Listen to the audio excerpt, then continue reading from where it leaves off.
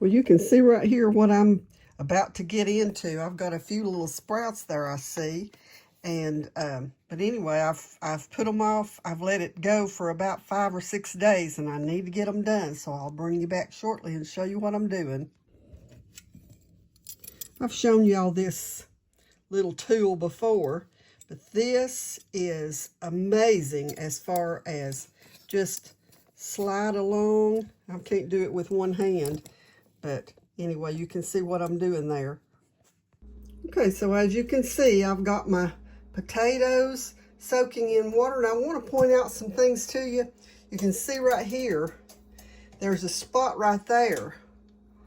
You can see that spot. That's where the potatoes started to sprout. And when I cut these up to put in the jars, I will cut that out of it. I've learned from experience not to let that, see how there's a couple right there? I don't leave that in my jars. I don't want it to spoil my potatoes. I've got water starting over here that will boil to blanch the potatoes in, and then we'll put them in jars. I do want to show you again my peeler.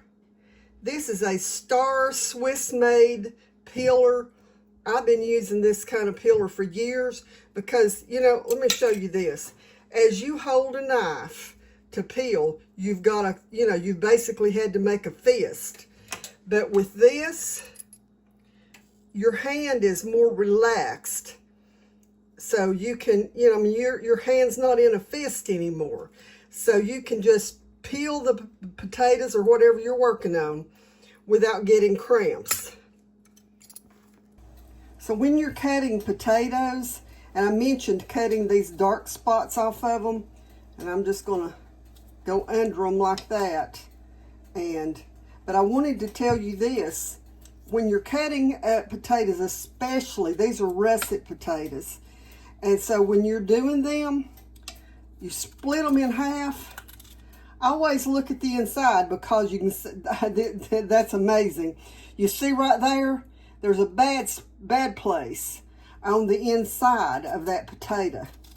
So what I do is cut above it, and then you can do this and cut underneath it and pull that out of the way, because you don't want anything in your potatoes that are going to cause them to go bad in the jar.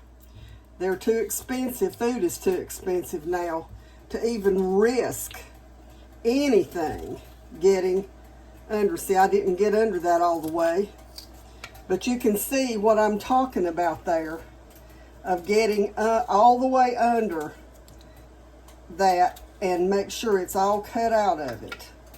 So I'm going to get these in the water.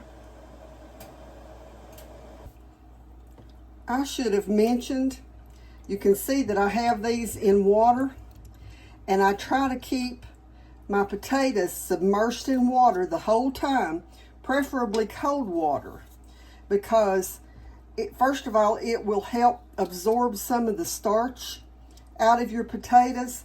But the longer potatoes are in the air, they will begin to turn dark. So make sure, unless you just, you know, or can't do it or whatever, make sure you keep your potatoes submerged in water whenever you're working on them.